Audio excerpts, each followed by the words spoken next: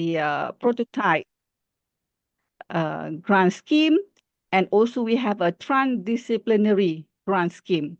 So all those grant is actually a continuity. Let's say we've to start with a fundamental, and then we should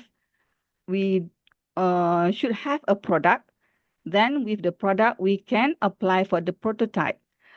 The bottom line is, toward the end, our government want to have a look that it have a potential to be commercialized. Okay. And then nowadays, we are talking about SDGs and ESGs. This is also important, not only a requirement from individual country, but this is about the global. Everyone globally talking on the same page is about the sustainable development goal and on the ESG, environment, social, and governance. Okay, because this one actually we are the enabler, but the one that decide or determine to have this one is the customer or the final our our what you call it, the potential customer or potential from the industry. Actually, basically, it's a requirement if we want to go for international level. And then as the third one is about the multi-institutional consortium, as what I mentioned earlier, to have a different disciplinary.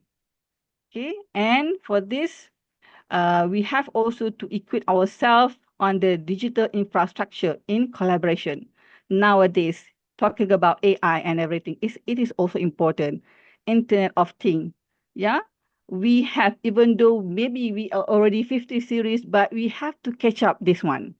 If you want to go at the high level of the networking and collaboration. Okay, Adil, next. Okay.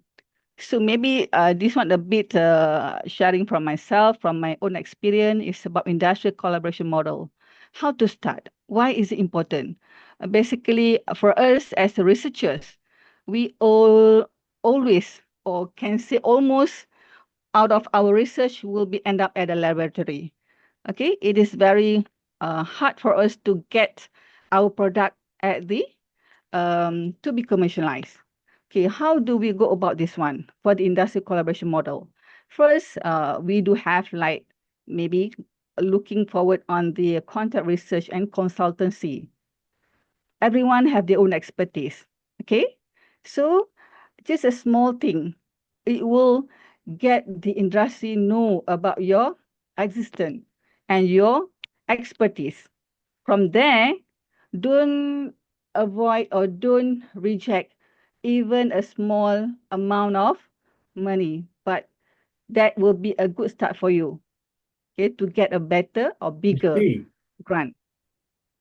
And the next one, for Malaysia, we do have this public-private partnership. Okay, our Ministry of Higher Education allocate this kind of funding for us researchers to collaborate with a potential industry. It means that we as subject matter experts try to help our industry that they have a problem that match with our expertise. So we can apply this kind of model or the funding. Okay, and the other one is about the industry-funded PhD and postdoc position. For us, for Malaysia, we highly encourage as what you call it as PhD student from the industrial people. It means that if you are working at the industry, I'm sure we are pretty busy, but we encourage them to do their research work that's aligned with their current work. That will be good. Okay, that will, in a way, to give us some the opportunity for them to further their PhD. Okay, and then yes, for the new graduated student, before they go for the real industry or working, we have also a program that we call postdoc position. Until now, like for University of Science Malaysia, every year we will open a call for 2 times or 2 cycle for this postdoc. I mean, locally and also international student to apply and to be here, to be at USM for 1 year. They just do the research work. This one under the postdoc. Okay, the other one, join innovation hubs and teach transfer office. This one, you can decide on your own whether you want to be excellent in terms of academic as an academician on the teaching, what we call it, teaching path, or you want to be excel in the as a consultant. Okay, so for this, we also give opportunity for our researchers to have their own company legally. For this, we have what we call in short SUSO, start-up company or spin-off, start-up or and spin-off company. It means you also still a lecturer at your own at your university, but you also have your own company. Okay. So this one is just a matter for you to find a match from the potential industry, and then you show, you apply that you have this, your innovated research findings is beneficial to this industry, and then you need some money to start the company. So we give that, we have that fund that we call startup or spin-off company for our researchers. Okay, next, Adil. Okay, what is the benefit of industrial partnership? Of course, this one, as commonly or in general, it is an access to real-world data and resources. What I mean here is actually whatever thing that we innovated is we can apply or bring back to the real world, okay, the real applications, and not just keep at your own laboratory. Okay, that is why from the very beginning we have to start or initiate a collaboration with our potential industry partner. For me, basically, my graduate student, even though they are, whether they are undergraduate student or postgraduate student, somehow they engage with the industry.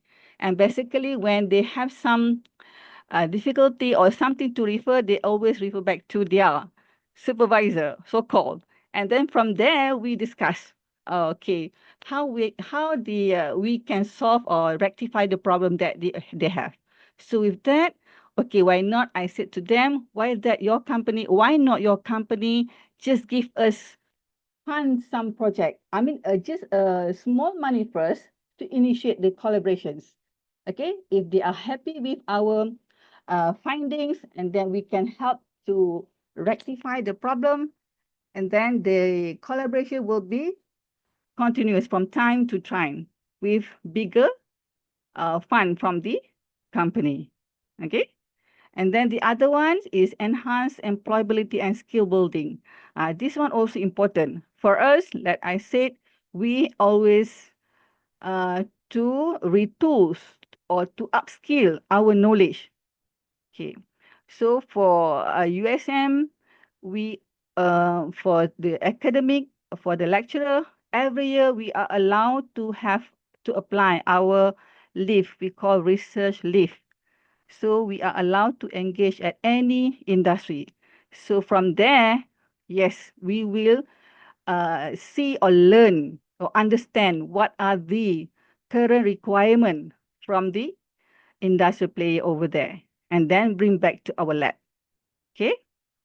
Then the other one, of course, to understand. Sometimes this is common. I mean, some researchers or lecturers is skeptical about this one, IP innovation.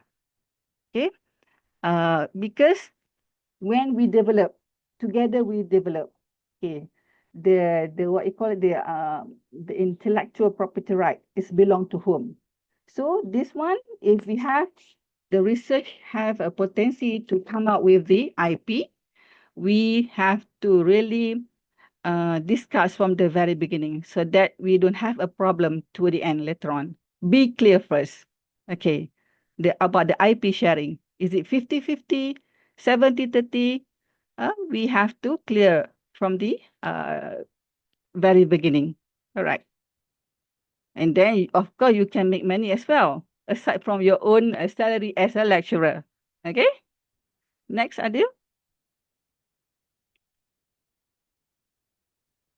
Okay. And this one, I think Prof. Maya already mentioned about this. This is about the academic attachment. It is good for you to expand your visibility again, okay, for short-term fellowship. I think this is very important if you are a young academic staff, a junior staff. My advice is for you to grab as many as you can for the international fellowship. Be attached to the international university.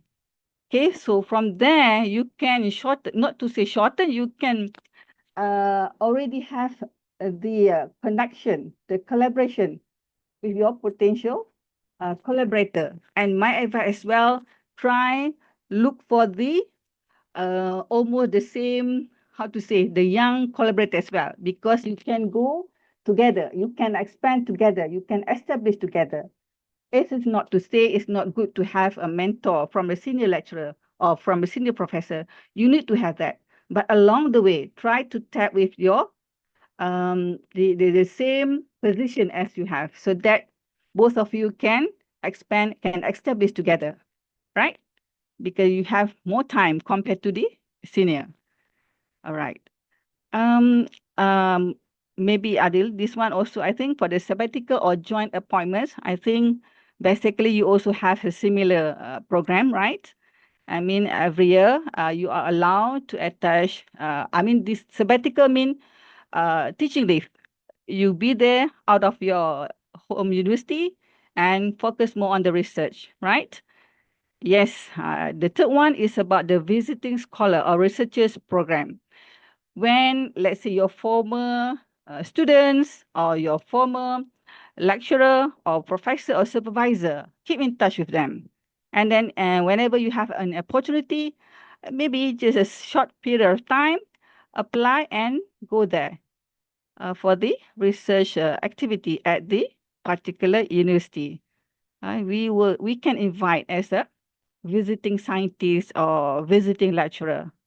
Even if you cannot come physically, we can always arrange for the online communication as invited speaker or guest lecturer for our courses, okay, to teach on, to give some sharing session with our class.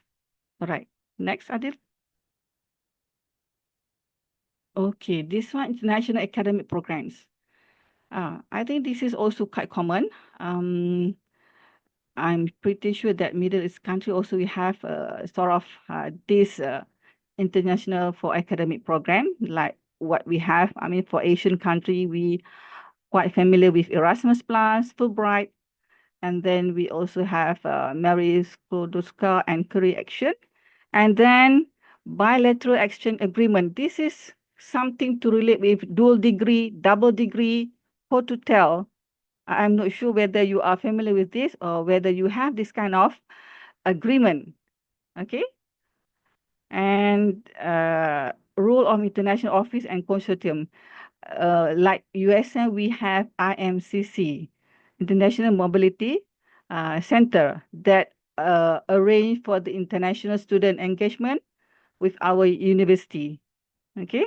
We do have this one. From there, actually, we can go further by it depends whether the research basically if research more on the postgraduate student, but for the double degree it is on the undergraduate student. As for now, as I can see, we do have for USM, we do have a kind of this agreement with one of the university in Turkey. Okay. All right. Next, Adil. Okay. Okay. This is just to give you some idea. Case study one. Let's say a collaboration within EU country and Asia research collaboration. Basically, of course, we need to understand the project background. It is on the one dedicated project. Let's say much more easier to attach or to get initiate with our postgraduate student or you yourself during your research stay. Okay, and then to identify the key partners and what are the outcome. Basically, um, conventionally, we know that it is much more easier if we are working with the same background. But I think for now, it is not happen that way. We have to have this different discipline, different background, so that we are working on the to complement to each other expertise, so that we will have a more comprehensive and a more impactful finding. Yeah. All right. Next, Adil. Okay. Case study number 2, between industry and academia program. Okay. Yes, as what I mentioned earlier on the industry PhD collaboration, we welcome industrial staff to pursue their PhD on what they have done at the industry. It is about their work. They can convert, they can work their research scope, their work scope to convert to their as a PhD research work as well. And then, yes, at least we have to have some target. It is about the innovation impact. What do you want as our research output? So basically is to fulfill or try to solve the industrial problem, okay, the specific problem from the industry. And then, of course, on the challenges and resolution. This is what we call it. We discuss what the industry have, what are they trying to achieve, what are the challenges. We have to clear from the very beginning here, and then from there, we can work together. This is a good model if you want to initiate with industry and academia program. Okay. Next, Adi. Okay, so with that, I can say that the strategy approaches to this engagement, it is based on the 3 points: align, build, and identify. Align means, of course, we need to align our research with international and industrial priorities. This is always cannot be avoidable, okay? And then the second one is about to build a personal networks and institutional capacity through our dedicated, let's say, units. Okay. Sometimes I know certain researchers, they have their own networking, but it is within that scope. If you want to go further, you have to let through a dedicated unit at your university. Okay. And the third one is identify. Identify early career opportunities and mobility scheme. This is what I mentioned to you earlier. If you are a young researchers, grab all those opportunity, look for all the, we have a lot of, plenty of international fellowship where you can apply. Because as from my experience, if you are already at certain level or certain age, the opportunities become shrink, not so many compared to the early researchers, because certain programs, certain fellowship, they go by certain age. Your what you call it, the eligibility. Eligibility is about the age. If you are below 40, then you have a long list of the fellowship is waiting for you. Okay. Next, Adil. And then, of course, there are always a challenges and barrier. So what are those things? First, bureaucratic hurdles and visa restriction. Of course, because if we want to go cross the border, we have to understand about this one, right? So the bureaucracy and also the visa restriction to certain country, let's say. And then again, come to the IP rights and data sharing concern. Sometime at the first stage, we are okay. But whenever the both parties sees there are a lot more opportunity with the one that we already innovated, then come to this thing, the rights. How much, how many percent do I need to belong to me or to belong to the industry, let's say. And then the third one, the barrier, sometime on the cultural and communication gap. Let's just to share with you, at the moment, we have a plenty of students from China, okay? Not only for our undergraduate students, and also we have so many potential collaborators from the China researchers. But the barrier is, again, on the language, but that is okay as long we are in the we know how to talk. We are the researchers, we are the lecturers, we know how to get rid of this barrier. So don't put this barrier as a big thing for us not to have the networking or collaboration. Okay. Next, Adil. Solution, maybe I can put some solution and enablers for us to have to enhance our visibility or networking. Yes, as usual, centralized support services. Of course, this is at your home country. You must have a dedicated office that will facilitate all those things for you to have a networking or good networking and good collaboration with your partners, researchers. Okay. And then, yes, cross-cultural training and mentorship. Mentorship is also important. Let's say you have a scheme, a small grant scheme provided by your home university, even though you are already a professor, but you also we also have to give an opportunity for us to get this mentorship, maybe a professor from the other country, let's say. Okay. Then, yes, strategic MOUs and frameworks. This is on the, I'm sure, the responsibility like USN through our research, creativity and management office.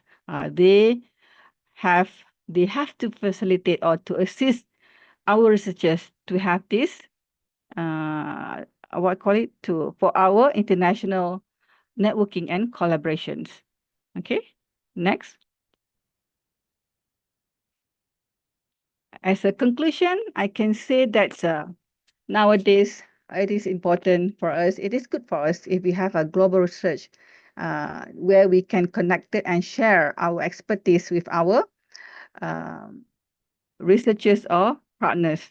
And then, yes, proactive engagement lead to diverse opportunity as well. Of course, we have to bring our expertise, our knowledge, not only within our own country, but looking forward for other opportunity to work with at the global stage.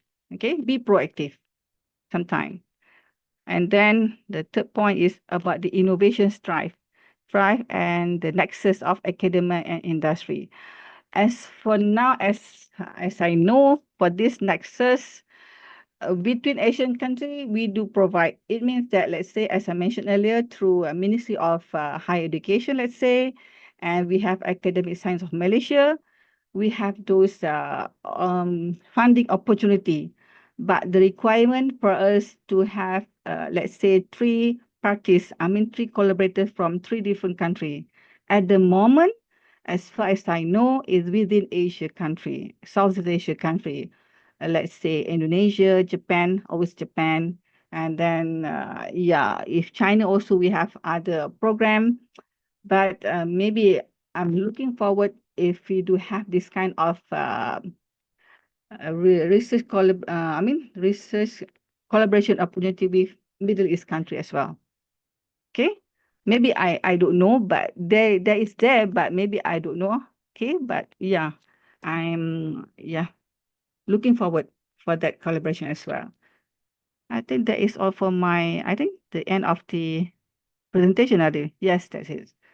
And if we do have time, we can, yes, open for discussion. Yeah. Dr. Adil, over to you. Thank you so much.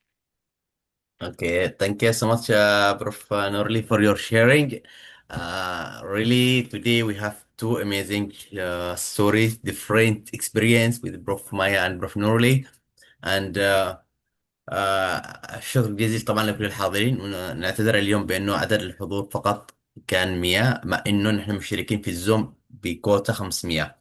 إيش اللي حصل اليوم مش فاهم، مع أنه المسجلين كانوا كثير جدا فوق 700 مسجل. لكن محظوظ اللي حضر اليوم. طبعا في فرصة يعني كيف ممكن أنه فعلا نحصل على انترناشونال جرانت، وكيف نحصل على اندستريال جرانت. الآن نفتح باب الأسئلة للي عايز يسأل. نبدأ بوائل. Well, I'm asking you to unmute and you can start to ask. Yes, Wael? Yes, Dr. Adil, Assalamu alaikum. Salam. Thank you very much for organizing this very important symposium, and appreciation for our guest speakers, Professor Nurli and Professor Maya from Malaysia, for the very significant insights on collaboration between academia and industry. I have a comment. First, let me introduce myself. My name is Wael Muslimani. I am from Arabian Gulf University in Bahrain. I am professor of microbiology and environmental biotechnology. So our key research directions are in the applications of microbial biotechnology for the treatment of environmental pollutants. We have a special focus on emerging pollutants like endocrine disrupting chemicals, and also applications in the oil and gas industry, the field of petroleum biotechnology. Actually, since you are looking for collaborators from the region, perhaps it would be an opportunity to initiate, to contact later and initiate some discussions on potential collaboration in research and teaching in different aspects. It would be our great pleasure. I fully agree with you, Professor Nurli and Professor Maya, for the importance of collaboration between academia and industry. But actually, this can be challenging sometimes. And it depends on it has a cultural dimension. Well, it's a partnership, academia and industry. And to be successful, there should be a mutual interest from both parties, from both partners. If I have excellent solutions for some industrial problems, but the other partner is not interested, for example, doesn't have the mentality of investing in research and development, then the partnership will not lead to any successful outcome.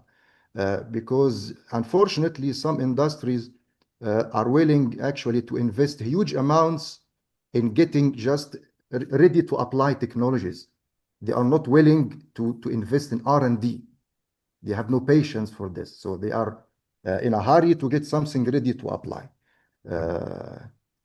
Perhaps if you can just elaborate on this point, and thank you very much once again.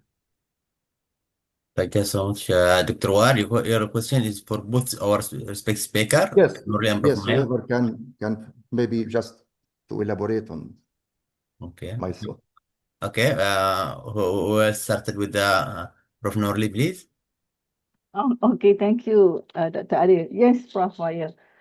Thank you for the invitation. Looking forward for that collaboration opportunity as well. Thank you. Okay, yes, I do agree about the to have a mature understanding between the industrial partner and we as a researchers as well. Yeah, about they are not that patient. Yeah, pretty sure on that. And then just to share my experience with one of industry currently, where I be one of the one of the consultant for the company on the absorbent development. Okay, as the researchers, I think we have so many restrictions. The process is a few steps, but for them, they would like to test and see the result. I say it shouldn't be a problem for that. Just let them try, and then they always on the result orientation. They want to see the results. Okay, and for that, I think, yeah, why not? I do have this product. you try first, and if you're happy with that, and then we will work on what on the upcoming thing that you have to how to say, refine our product. And then what else? Well, your question is about how to come again, how to get the mutual understanding, Yeah, this is one of the barriers. I mean, if Mm, the industrial partner does not have the mentality of investing in research and development, research and development needs time, correct. to get involved into research or R&D project, which can take Mm, several years. In this case, yes. it would be very challenging to find an industrial partner. Okay, basically, if we how to approach them, uh, if if the area is not their interest, I think as industry we understand because they are looking forward. They're so dynamic, I think. So as some industry, they have R&D department. They know where to start, where to keep. Okay, so I think that is important. As what I mentioned to you in my presentation, we have a few programs. Let's say if the industry have a problem, it match our expertise. Let's say we have the research output already, and then the industry have the problem where they are looking forward this kind of solution. Then I think that one, it shouldn't be a problem. If you propose to them something that is not so important for them at the moment, okay, maybe that will be a challenge, challenges for us. Okay, so my point of view on this thing is to get the industry that really needs our, let's say, the product or our expertise, so it can ensure the successful of the collaboration or the partnership, rather than we offer something that they are not interested at the moment. Okay. And then if they are really looking forward, I'm sure they can wait. At least they also know. I'm not sure. So far for the Malaysian industry, they are okay to have the partnership or collaboration with researchers because they understand the process of the research ecosystem as well. Okay. That is my take on this. Maybe Prof. Maya would like to share on this as well. Yeah, okay. Thank you so much, Prof. Very Prof. much. Maya, do you want to put your input for this question? Yeah. Okay. Nice to meet you, Prof. Wire. Okay. Nice to So meet I you think too. Prof. Noli has touched so many good points there, the same with me. So based on my experience, yes, industry, they are basically the output based, right? So during the discussion, we must have very specific objective of the proposal. So what do you need? So for example, if the project is 6 months, so what is the timeline and what is the milestone? So they must be clearly at the beginning, understand okay, the flow of the process for the R&D. Because when we discuss initially about the R&D, so we must have the mutual agreement. So everything state in the proposal, very specific.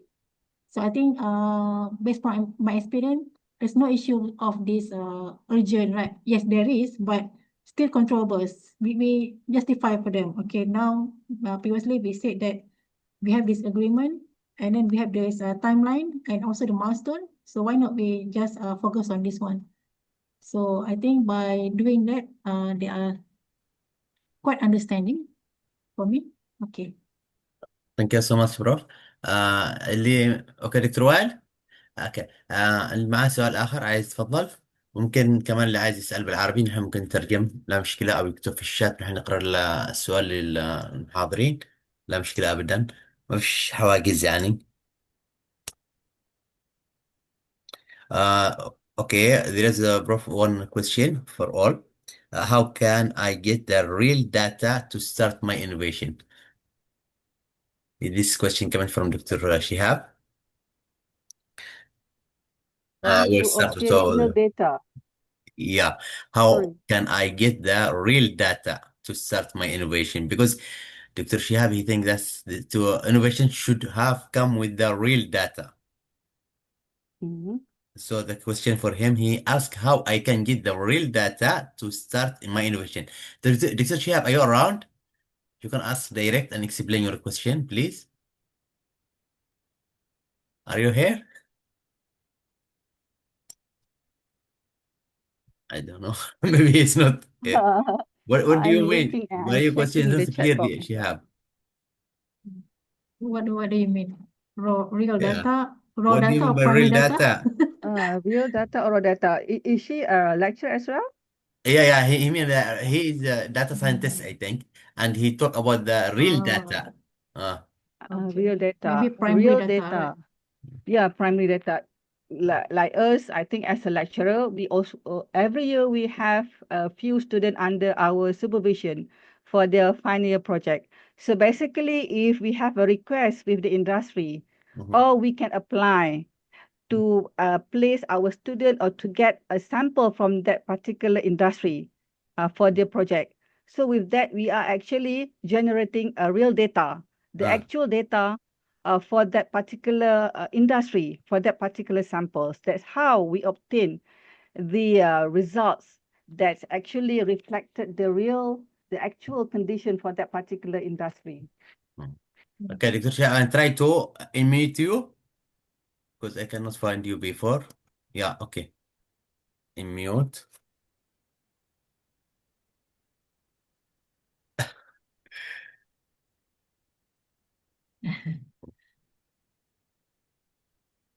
Okay, Okay, let's no? go. I don't know what's the problem with him. I'm trying to. Hopefully that somehow can answer Okay. her The next question. one is the Hagar. Hagar, are you here? I can't. Haga, okay. Hagar. Haga Asir Abdul El Fattah, is that him? Hagar Asir. Okay.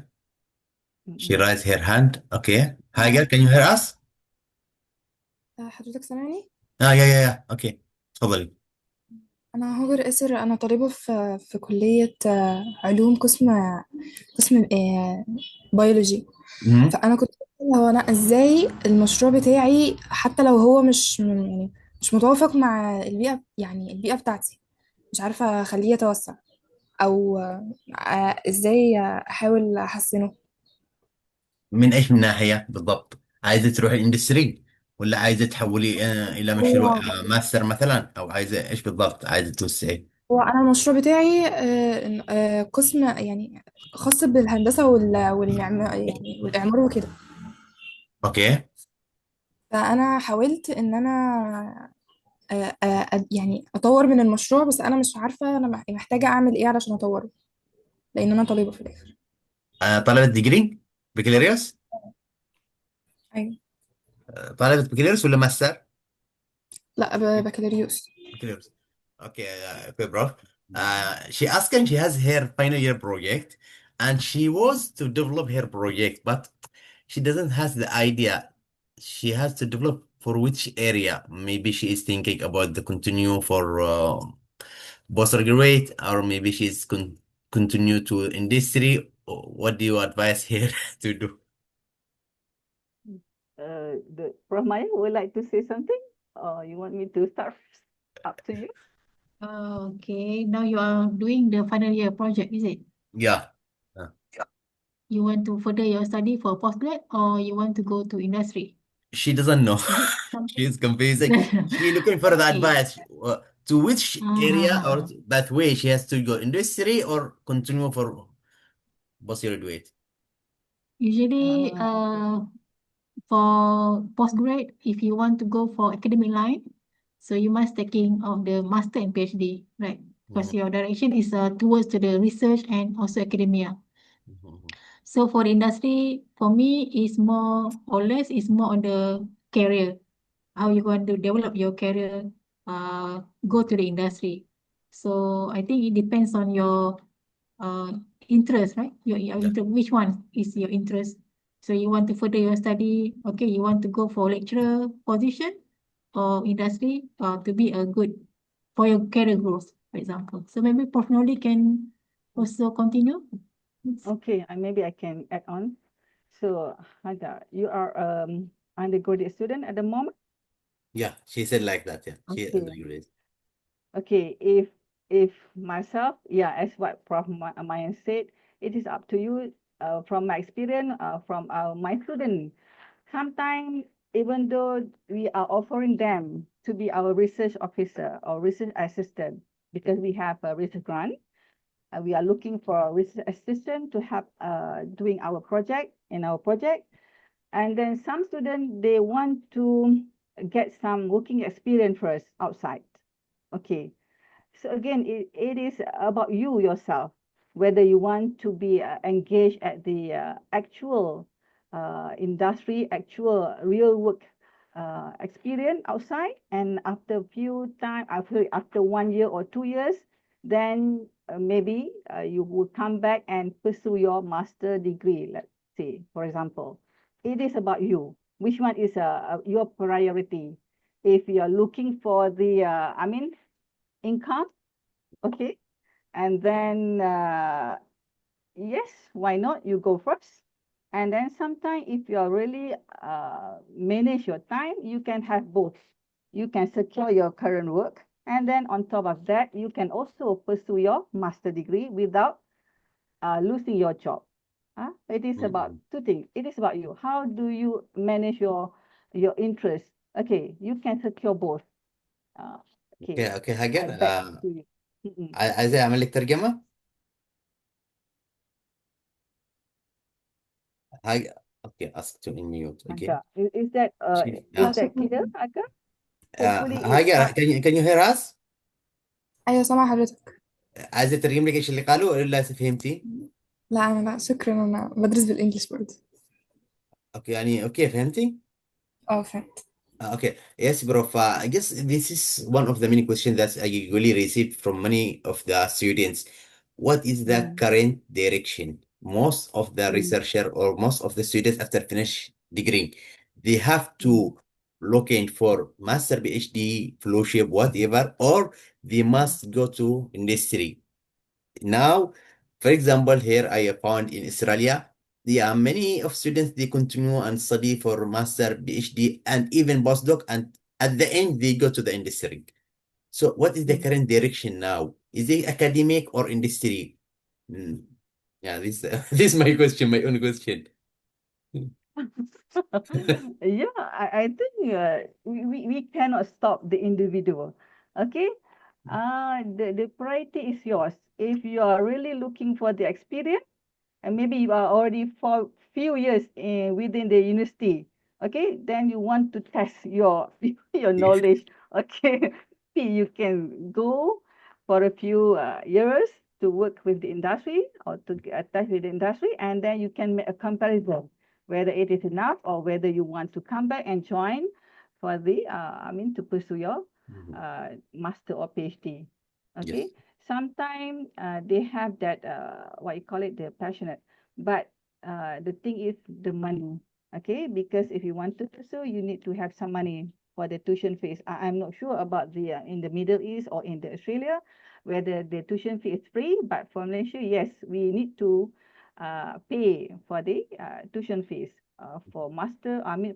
For in general for the postgraduate student. Okay. Okay. Here there is one ask me to translate. Okay, the question, the first question from دكتور وائل. I have to translate in Arabic, sorry bro. السؤال الأول كان من الدكتور وائل بيسأل كيف ممكن نعمل علاقة مع الاندستري أو مع الجامعات مع إنه هذا الشغل محتاج وقت طويل جدا. البروف نوري وبروف مايا هي فسرت بأنه العملية محتاجة فعلا وقت، وإنه كله بيعتمد على عملية بناء علاقات بشكل رئيسي. اللي نحن مثلا نفعله هنا الآن في الشبكة، نحن نعمل محاضرات ونجيب محاضرين هنا موجودين ونعطي الفرصة للحاضرين بأنه يعملوا نتوركينج، بأنه يعملوا تواصل.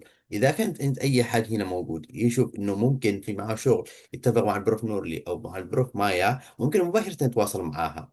أو عايز مثلا عايز يروح زيارة داخل جامعات اليو اس ام أو يو تي اتش ام في ماليزيا، ممكن يتواصل معهم يستضيفوه هناك. اللي دور الشبكة هنا نحن اللي نحن نفعله انها نوفر هذه النتوركينج او هذه العلاقات اللي موجودة، بحيث انه مرة موجود في محاضر من استراليا، مرة من ماليزيا، المحاضرة القادمة راح تكون من بريطانيا.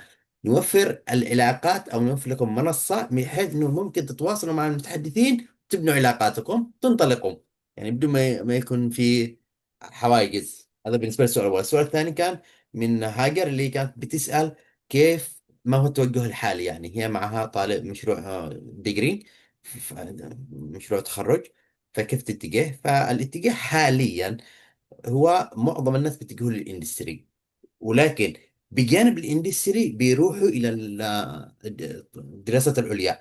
فماهوش من الصح بشكل رئيسي اذا ما كانش الشخص موظف داخل الجامعه كمعيد مباشره يروح للماستر او البي اتش دي، الا اذا كان معه فلوشيب او معه منحه، فممكن يكتسب خبره ويشتغل في الاندستري ونفس الوقت ياخذ الماستر او البي اتش دي.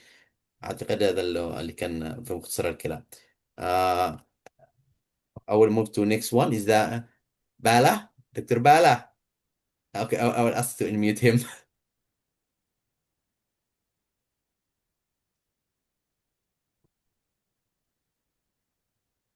Dr. Bala, I try to unmute you. I don't know what's the problem sometimes. Okay, now. Hello? Hello? Yeah. Yes. Hello? Go ahead. Dr. Adi? Go ahead. Go ahead. Yes, yes, Bala. Hello? Yeah, we can hear you. Please continue. Okay. I'm having network connectivity here problem. I joined it late because of the network problem here. I want to thank the organizer and also to appreciate my supervisor, Professor Noli Ismail. I think since 2016, I left Malaysia. I've not seen her, but I'm seeing her today. It's a very distinguished professor. She's my mentor, and I'm happy to see her. I want to ask, how we collaborate industrially with people abroad? Like I'm in Nigeria, how can I collaborate industrially?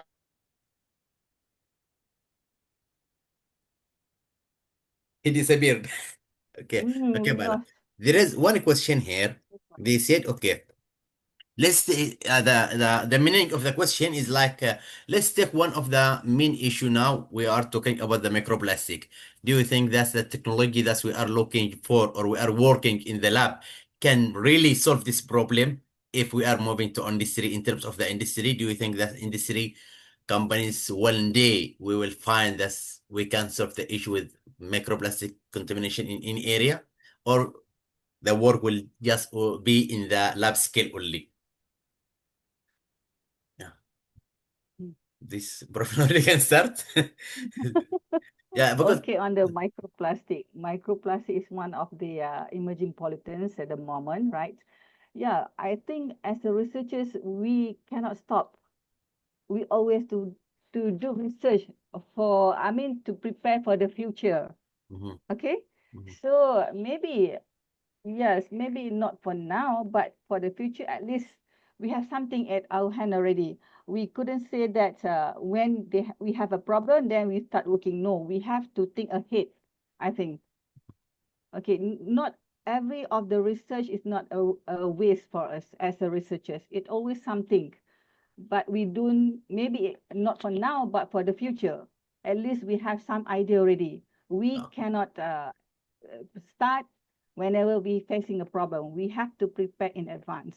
Okay, that is my point of view on this. Thank you so much. That is my comment. Prof. Maya? Yes, Prof. Maya. Okay, regarding to the microplastic, for me, this is a quite dilemma to the industry because of course, industry needs profit, right? So from where they can sell this, for example, technology for microplastic, because for the efficient removal of the microplastic needs, for example, the membrane bioreactor or maybe nanofiltration, which is very expensive. So what is the stakeholder? So that's quite dilemma. So for me, it's very important to know, for example, if microplastic could be one of the put in the legislation, okay, enforced by the government, for example. So that means this is by right, whatever it is, the industry need to comply with the, the standard. then the industry will have the opportunity, okay, to have this kind of technology for microplastic.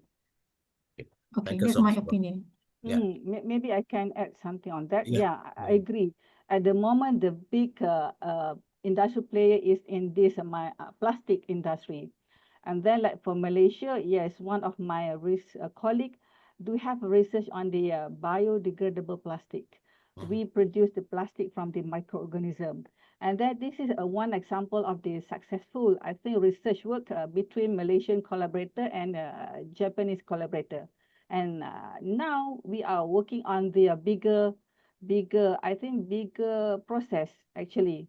So, and then we do have the biodegradable plastic as well. But the thing is about the cost again, which is the normal conventional plastic is much more cheaper for the industry player. That is our dilemma as what mentioned by Prof. Maya.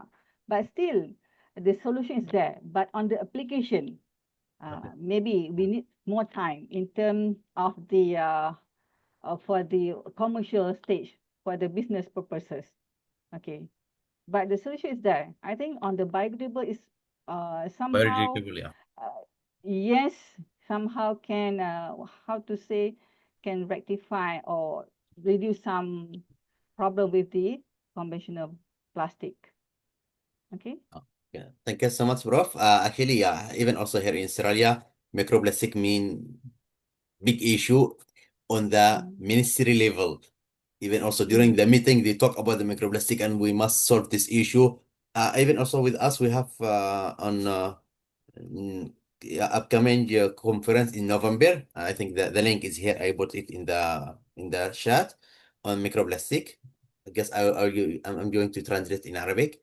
اوكي ميكروبلاستيك كما ذكر احمد عيد واحد من الاسئله اللي موجوده مع حفظ الالقاب. انا طبعا اللي بيكتب اسمه هنا بيكتب انا اقراه كما هو مكتوب. وهل ممكن يصبح الميكروبلاستيك يوم من الايام فكره بين الشركات او كمشروع اقتصادي يعني بينحل المشكله هذه؟ الى الان كل مشاريع الميكروبلاستيك في المعمل، ما فيش ولا فكره وصلت للاندستري. حتى اللي وصلت للاندستري كان من باب اللي هي المانجمنت، اللي هي الفكره الاساسيه اللي وصلت حاليا للاندستري وبدا الجميع يجري وراها، انه الشركات اللي تصنع البلاستيك هي المسؤوله عن المنتج من انتاجه الى التخلص منه. هذه الفكره الوحيده. كبدائل للميكروبلاستيك بروف نورلي اشارت بانه هناك ما يسمى بالبيوبلاستيك، البلاستيك الحيوي اللي ينتج من الميكروبات. اوكي، هذا احدى البدائل الموجوده للبلاستيك. لكن السؤال الاساسي هو حول البلاستيك اللي اوريدي موجود في البيئه. هل بيجي يوم من الايام نقدر نحله؟ ممكن، لكن الوقت ممكن محتاج وقت طويل جدا. في هنا سؤالين كمان. في سؤال ممكن كيف نقدر نحصل على منحة في الجامعة؟ دكتور فاطمة أعطيك المايك وأنت تتكلمي، لأنه أنا أفضل بأنه اللي يبحث عن منحة أو يبحث عن كولابوريشن لازم هو يتكلم بنفسه، لأن هذه أول عملية بيعمل لها تقييم، بأنه عشان يفتح كولابوريشن مع حد لازم هو يفتح له الموضوع بدون ما يحتاج ترانزليشن. أوكي دكتور فاطمة، أنا راح أفتح الآن أحاول أفتح لك المايك وأعطيك الفرصة تتكلمي.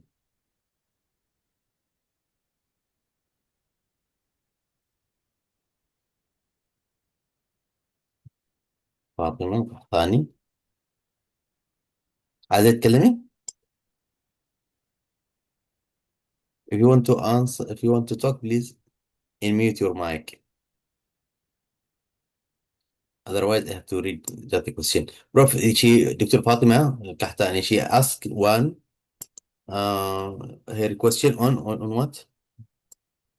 Oh, how she is looking for fellowship in any Malaysian university.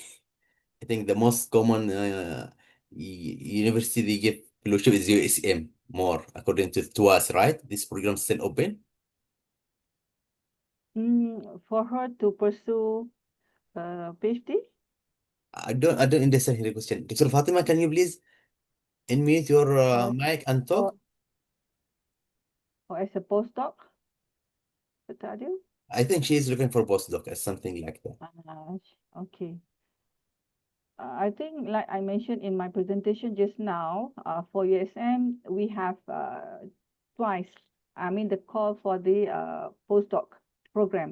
But again, it is good if you already have an idea some idea or contact with your potential supervisor to be. So with that, it can help the successful of your application. That is for USM. I think this year we have another call toward the end of the year. Okay. Prof. Maya, do you have any opportunity for fellowship for postdoc in UTHM? Also, I think provide many of the postdoc fellowship in UTHM. Yes, provide. Depends on the opening. So sometimes we didn't know it. Given the notice from the Research Management Center, mutation. For example, this year there are no opening. So because depends on the budget. But for the postgrad student, you can apply to the Malaysia International Scholarship, MIS. But the one you need to apply, and also they have the interview session, right? Other than that, if the supervisor has the grant, okay, has the funding to invite the student, also we can try, we can communicate. And other than that, I don't know. Dr. Fatima, الإجابة yes, bro. Yeah. You want to add But something? by the way, Dr. Fatima is a lecturer at any home university. Actually, bro, I don't know because I asked her to unmute. Oh, She just asked the question. I don't know her address, her yeah. affiliation. If she is already a lecturer at any university at their home country, maybe we can start with let's say, to invite her as a visiting lecturer, Mhm. as long as the university allow for a short leave for her. Yeah, That should right. be a good thing to start with. Yeah, Yeah. thank you so much, بروف. دكتورة فاطمة، بالنسبة للفلوشيب اللي موجود كبوست دوك، إذا كنت تبحث عن بوست دوك، بالنسبة لليو اس ام في معهم برنامج تواس، هي بتمنح تقريبا سنة إلى سنتين فلوشيب. ممكن بروف نور لي كمان إذا عايزة تعمل لك دعوة مثلا، لكن هو بيعتمد أساسا على تواصلك وعلى علاقاتك اللي موجودة. ممكن كمان تقدمي في اليو تي اتش ام لو عايزة. بيعتمد في نوعين في اليو تي اتش ام موجودة، إما السوبرفايزر عنده جرانت يدفع لك شخصيا، أو إنه ممكن عبر الجامعة لما يفتحوا الجامعة. لكن قبل كذا مباشرة أنت لازم يكون معك علاقات مع تبحث عن سوبرفايزر، تحصل سوبرفايزر يقبل البروبوزل اللي تقدمي عبره، وبالتالي يقدر يعامل لك داخل الجامعة. Okay, bro. There is one question for master student. She asked, okay, now she has a project for master and she is looking for the fund, but here one of the main challenges actually even also all of us we meet it. International fund, they are not going to pay for myself. They are going to pay through my university, right? Or I can find international fund, they can pay to my account or provide. For example, I have project in my country and this fund is not to go outside, it's just to support my work in my country. How they are going to support my work? It's supposed to be through university or individual to myself. I don't know if you get the question or not. Because most of the international fund, they come through the university, right? Is it like that? Okay, International fund let go me to the understand first. university. Okay, the As long payment, as sorry. Okay, the payment uh, from the international fund, they are going to pay the university and university will support the student. Or they can support the student direct. okay. I think if is it she? Yeah, The she. student? Yeah, she is. Now Nadia, yeah. she's a master student, okay, at one of the university at her home country, right? Mm-hmm. And then she asking whether any opportunity for the fellowship for her, is it? She is not looking for To sub fellowship, she is looking for fund for her for fund, project. okay, fund for her project. So Maybe she need fund to make analysis in her home country to do her project in her country. She doesn't want for fellowship, for example. Can any I agency see. in the world they can support something like that? Maybe most probably her supervisor don't have any grant for that. Yeah, maybe no. Most of the Arab countries, Right. most of them they don't have. Yeah. Okay. I know, yeah, we are also in this, sometime in this situation. Maybe I can share with my experience first, Prof. Maya, later on, maybe you can add on from your sides.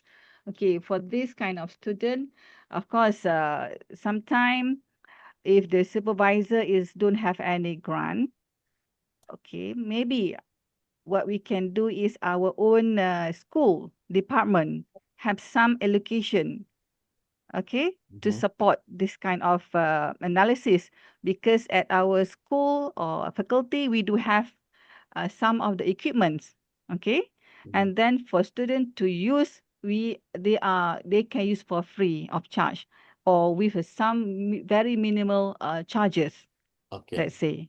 That's how at least our faculty or department can support our student. Mhm. We got it. Yeah. Okay. Prof. Maya. Okay, I think I can add some. If we have the MOU with agreement between the university, so we can have some opportunity to run the sample. I think quite free Yeah. in Tesham. Right. Yeah. I got it. So we can start with the MOU or MOA between the institution, and then we can discuss further about this for doing the lab work. Okay, in my laboratory, for example, also can. And then we can ask also for example, this project is industry based. To get funding from the industry, could be that one of the what we call that opportunity. Okay. And also you can also try, for example, now we are very what we call it, we have the crowdfunding, right? But this is optional. GoFundMe, you can try because this is for the academic purpose. If really, well, we have desperate to have this funding, you can try GoFundMe, crowdfunding, for example, for academic should be okay. Okay. Thank Okay, you so much. I Yeah. think that's I all. will translate to here. Yes. Yes, bro. بالنسبة لل Yeah. you want to add something? Maybe, yeah. Yeah, maybe a few points here to add. Yeah, looking for potential co-supervisor as well, so that you can use the equipment for free, for free at least. And then maybe other than the crowdfunding, maybe you have dedicated units at your home country where you can apply just to get some money for your research. Like for Malaysia, we do have what we call it Islamic department, Mhm. like zakat, Yeah. Adil? Yeah. Yeah, I know that. Yes. So that the student can ask some money to support the project. That is also possible. Mhm. Okay. ندى كان سؤالك عن هل إذا عندك بروجكت حاليا تقدر تحصل على فند؟ في الحقيقة أولا كلام بروف نورلي وكلام بروف مايا بأنه إذا في تعاون بين جامعتك وأي جامعة داخل ماليزيا مثلا، أنت تقدري تروحي عند البروف نورلي أو بروف مايا تعملي التحليل الحقيقي كلها مجانية. لكن في نقطة هنا اللي أنا عايز أوضحها، لأن أنا اشتغلت في ماليزيا 10 سنوات. هي مش هتغطي لك الجامعة هناك ولا ماليزيا هتغطي لك تذاكر السفر ولا السكن. أنت عليك تذاكر السفر والسكن، لكن كل التحاليل اللي بتعمليها داخل الجامعة هي مجانية. ممكن تحتاجي كله ادفانس اناليسيس، سواء جي سي ام اس، اس اي ام، كل التحاليل اللي انت بتعمليها بيغطيها السوبرفايزر اللي بتروحي عنده. فاذا انت معك شغل عايزه تروح تعملي هناك في ماليزيا، تواصلي مع واحد منهم، تتفقي معاهم. لكن عشان نكون واضحين، ما حد بيغطي لك تذاكر السفر ولا الاقامه، هذه مسؤوليتك انت ومسؤوليه جامعتك. هذا بالنسبه للسؤال للنقطة هذه. إذا كانت تقصدي وجود فند من خارج بلدك، الفند هذا في العادة للشفافية بيوصل عبر الجامعة، ما يوصلش عبر الحسابات الشخصية. نحن جربنا كمان قبل كده أكثر من مرة، ما فيش جهة راح تعطيك دعم لحسابك الشخصي. الدعم يأتي عبر الجامعة، الجامعة تصرف لك باختصار يعني. فيه أوكي. محمود عبد الحفيظ. محمود عبد الحفيظ he asked about our membership in our network. نحن في الشبكة عندنا معنا نوعين. نوعين من العضوية: عضوية عامة وهي مجانية لكن ما فيهاش سيرتيفيكيت، ما فيهاش شهادة، وعضوية مهنية مقسمة إلى 4 فئات. إذا كانت عندك ديجري أو دبلومة تحصل على جرادويت. إذا كان عندك سنة خبرة تحصل على أدفانس. إذا كان عندك 3 سنوات خبرة تحصل على خبير في التقنيات البيئية اللي نحن نقدمها. ممكن تروح على موقع الشبكة وتقرأ فيه أكثر. وفاء وفاء أوكي. Please unmute yourself. أوكي. وفاء عبد الرحيم. وفاء عبد الرحيم. But I can't read the full name because I can see from the Zoom they give وفاء M. No, Abdel. no problem, no problem. Thank you so much for this good event. I am Wafa Abdelrahim, Professor of Environmental Microbiology. Also, I am a Dean of the Agriculture and Biological Research Institute at National Research Center in Egypt. I would like to ask if possible to make MOU or protocols with our institute or our center and with the same institute in Malaysia, if possible, to do more cooperation between all the centers, if possible. Yeah, thank you so much. I think both Prof they listen to you. Prof Prof Maya can answer. Yeah. Yes, very much welcome actually, because so far I don't have really close collaboration with the Arab region. Last time we do have with Libya, right? Last time, Yeah. and Yemen as well, but just like that. But we don't have much activity. So you are much welcome to contact me. I think Dr. Adel has my number and also the email address. MOU is a very simple procedure in my university, I think, but I believe also in USM and with Pronoli. We have the template, so we can discuss what kind of the activity that we can do, okay, for the Okay. MOU activities. Yeah, sure. Okay.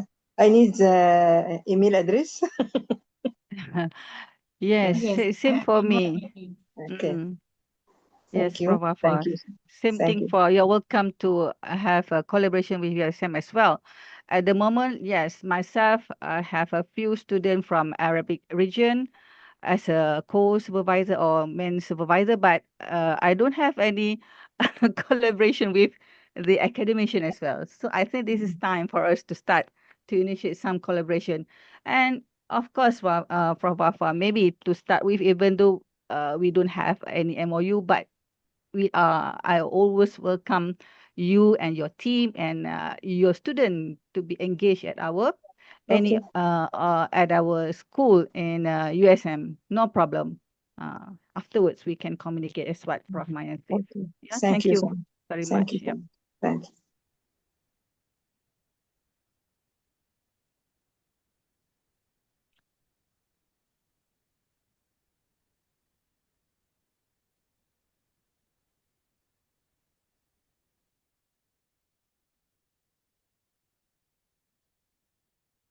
But Tadir, are you muting? Oh, I'm talking again. Yeah, I was muted. Yeah, the question السؤال كان حول التعاون ما بين مركز بحثي في مصر وفي التعاون مع الباحثين والجامعات في ماليزيا. دائما التعاون مع الجامعات الماليزية سهل وقريب من ثقافتنا، وممكن مباشرة تتواصلوا مع البروف نورلي أو البروف مايا أي وقت وبيردوا عليكم تبدأوا تعاون، حتى بدون شرط إنه يكون في MOU أو وثيقة رسمية للتعاون، ممكن يكون كتعاون أكاديمي مباشر. Next question is coming from the Stambuli. Okay, let's mute you.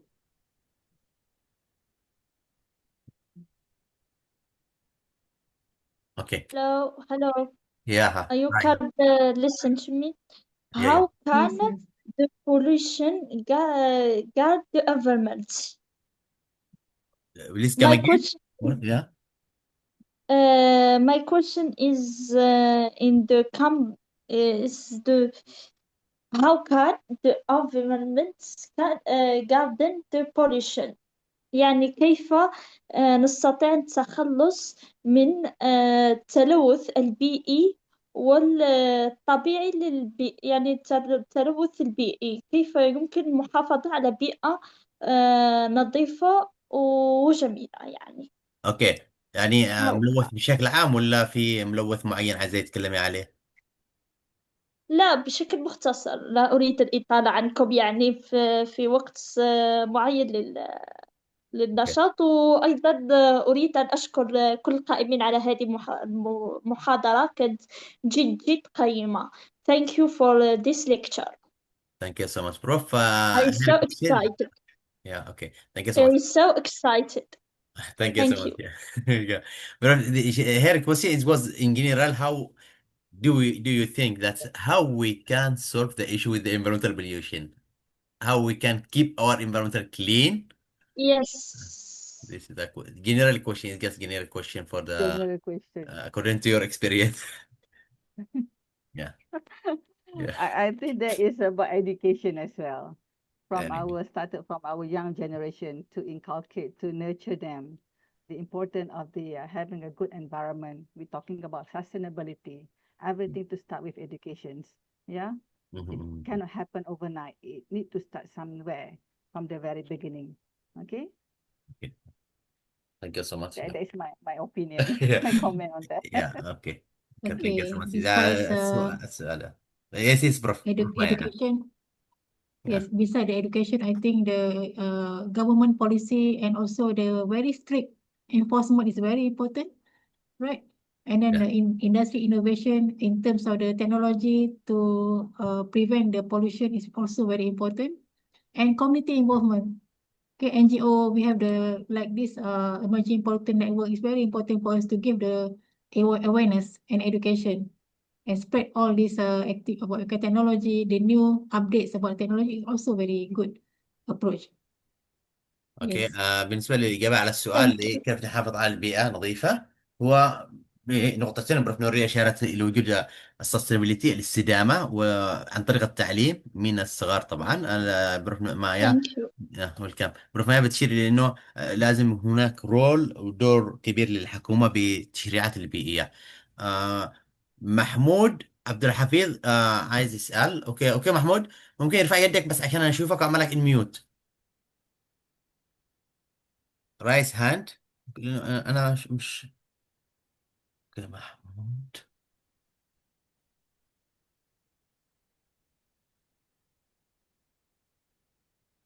محمود عبد الحفيظ. اوكي محمود، عملت ميوت. تفضل. تفضل. Hello, Assalamu alaikum. السلام عليكم.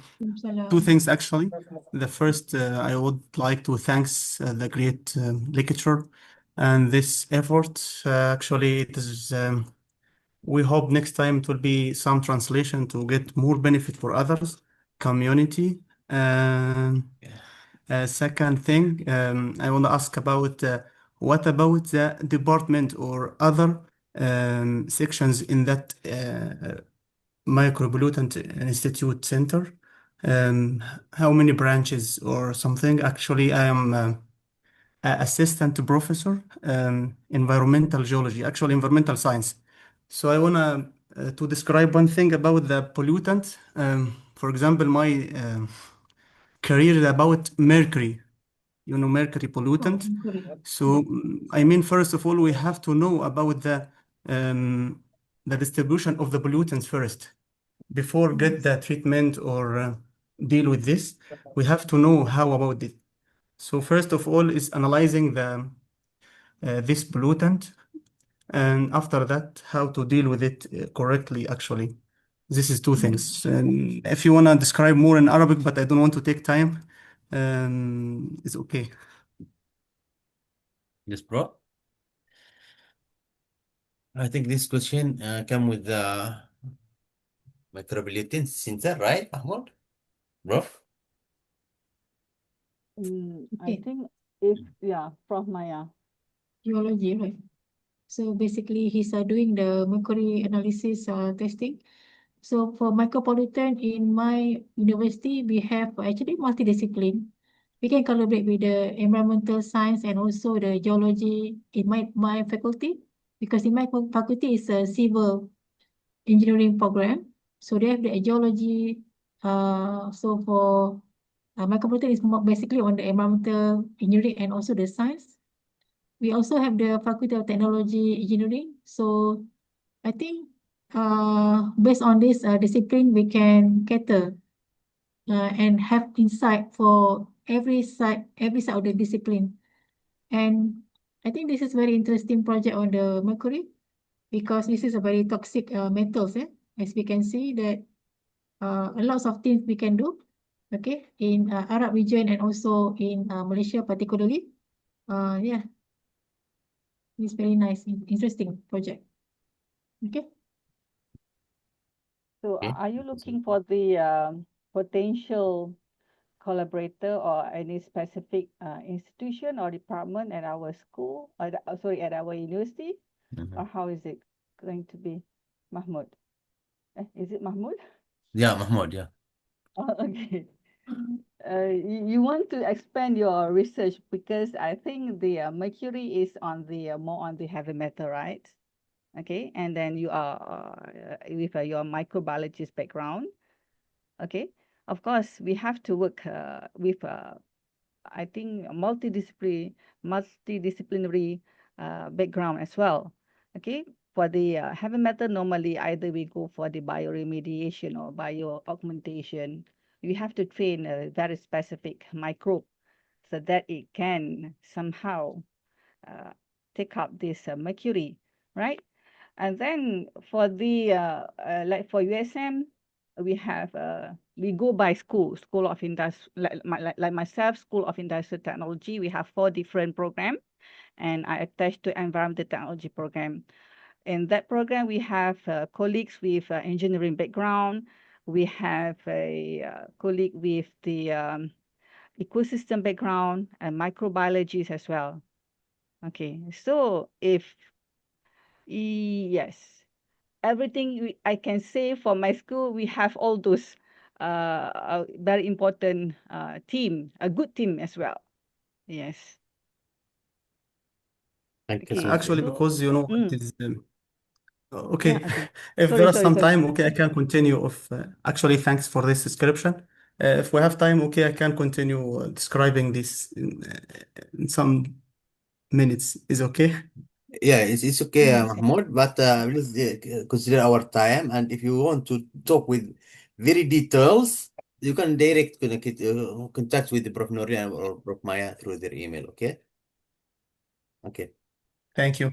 Okay. Yeah, I have shared. I think Prof. Maya, both of us already shared our email Email, address. yeah. So yes, you can contact Yeah. for further Next is discussion later on.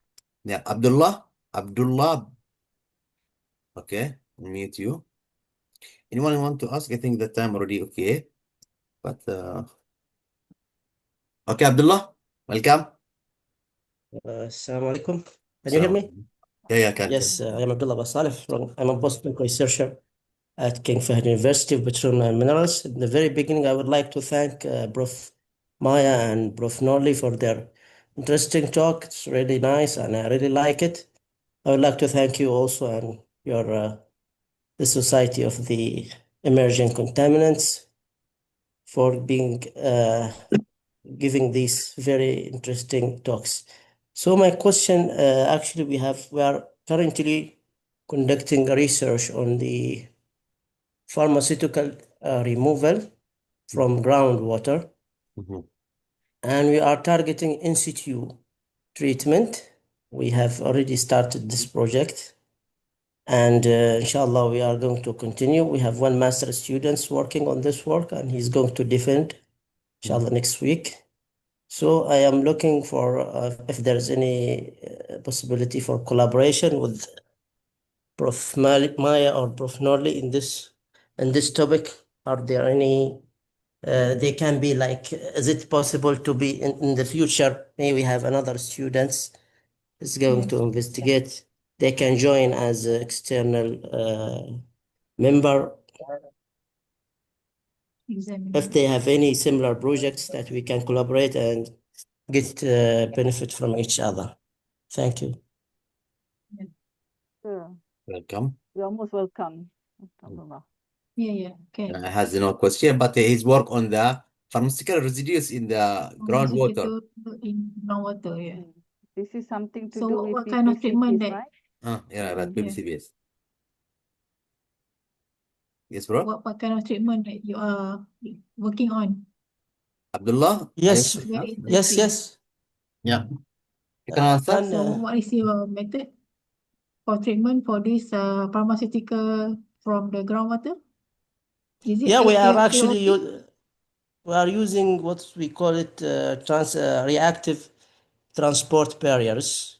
We are trying to Oh, develop some materials to be injected in the subsurface. And okay. once it's injected, the groundwater, with the groundwater flow, it will get treated while it passes Mm, through these reactive barriers. Okay. okay. Or Interesting permeable project. reactive barriers, exactly. Permeable reactive Interesting. barriers. Mm. Are you working on the nanoparticles or nanomaterials as your biocarrier? Yes. Mm. Yes. So we are investigating different materials. We are trying to find first the proof of concept. We are actually just in the bunch scale, in the lab scale. We are doing continuous fixed bed column experiments, trying to develop the breakthrough curves and get the what's the maximum absorption capacity. Is it going to work or no, first of all? And then we are going to go for the pilot, for example. Just still in the bench scale. Okay, Yeah. good. Yes. Like for myself, I currently I'm supervise one of my PhD student working on MOF, metal organic framework for yes, nutrient removal. Nutrients. Thank you so much. Yes, but for this reactive barrier or permeable reactive barrier, the material should be converted into stable colloidal form. It's not to be powder. So that's the issue actually. And to convert the material into colloidal form for subsurface injection, it has to be first in stable colloidal suspension.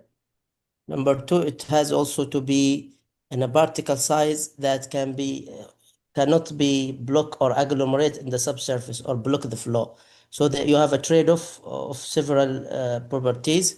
So you have to maintain these things, and also high efficiency for removing or for absorbing, or the absorption of the targeted pharmaceuticals.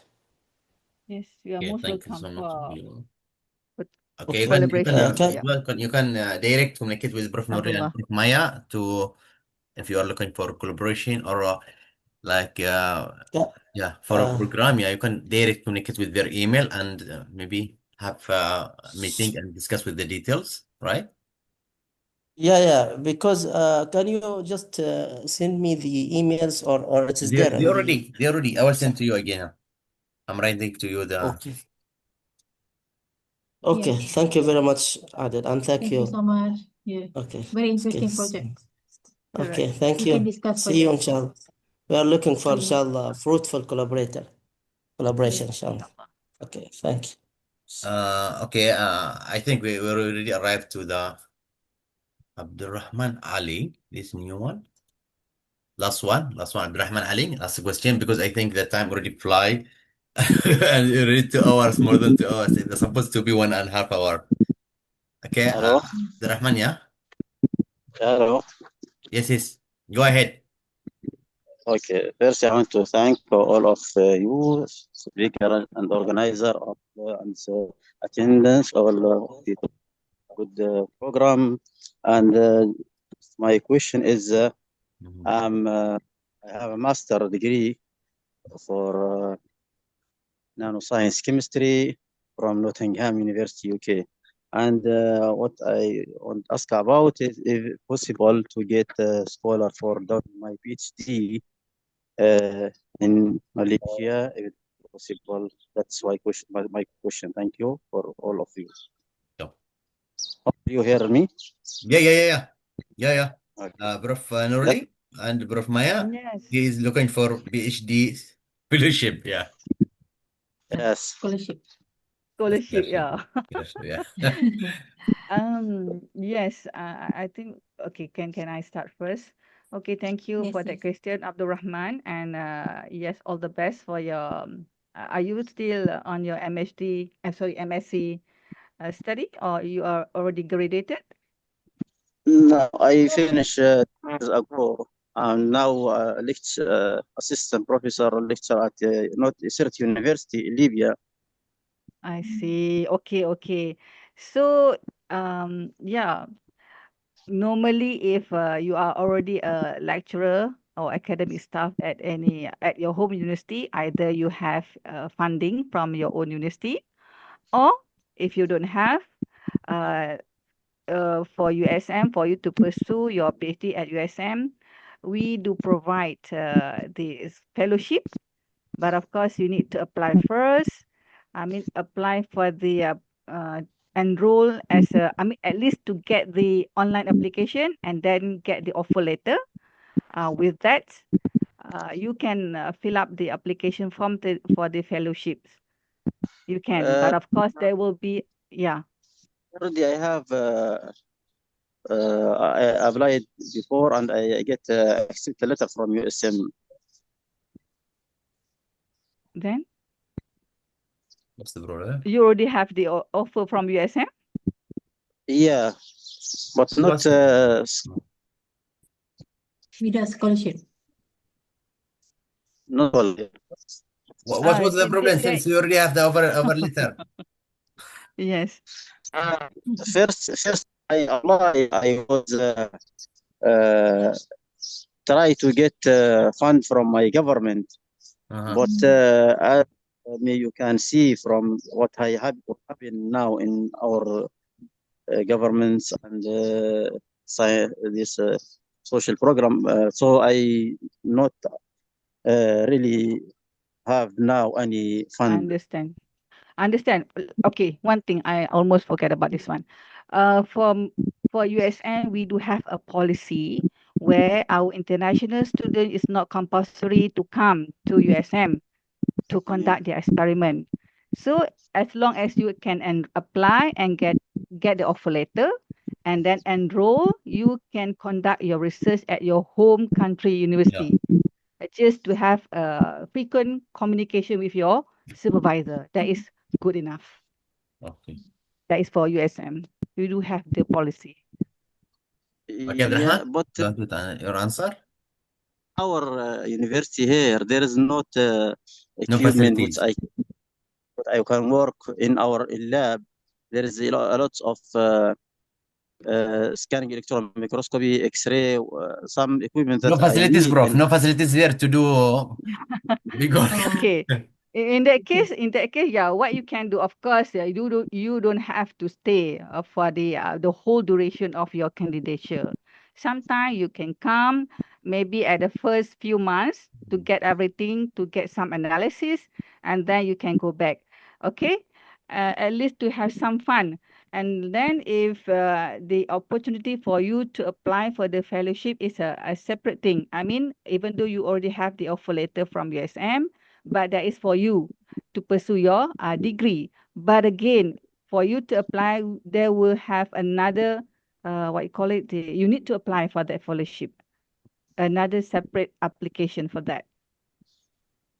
So thank you for your answers and advice. If possible, I get your contacts to contact with you later and to clarify points.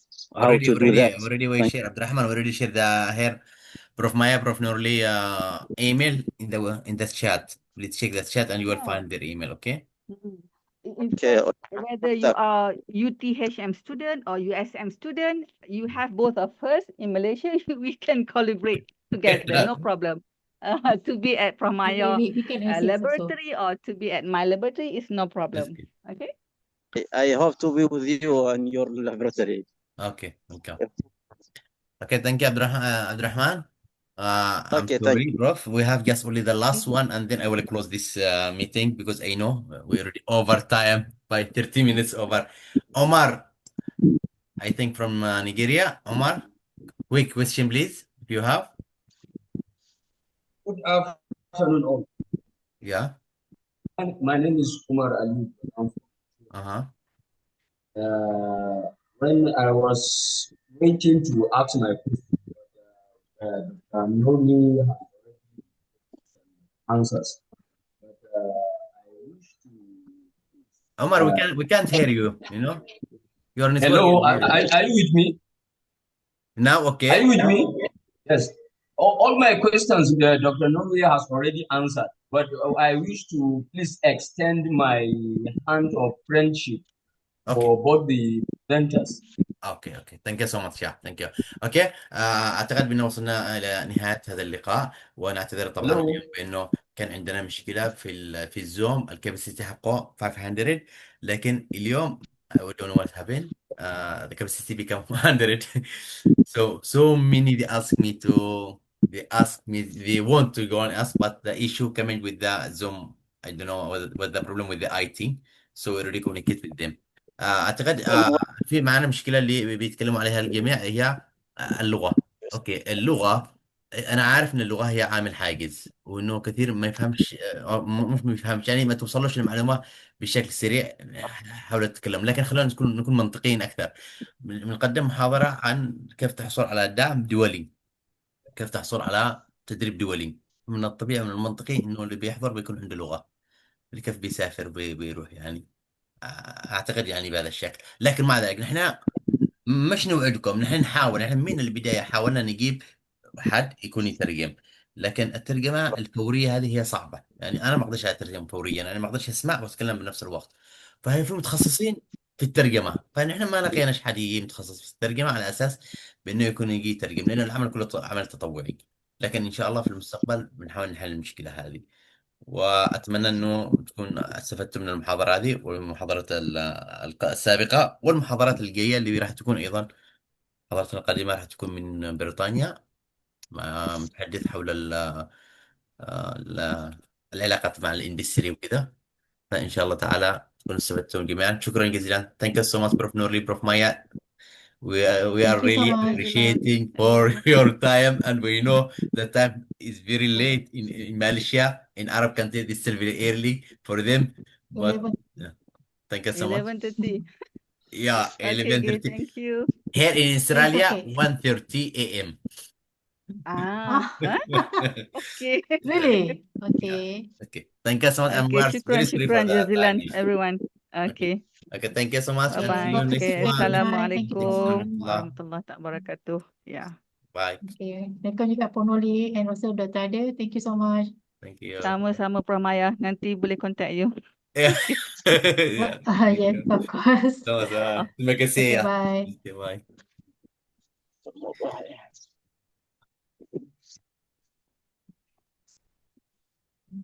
حاول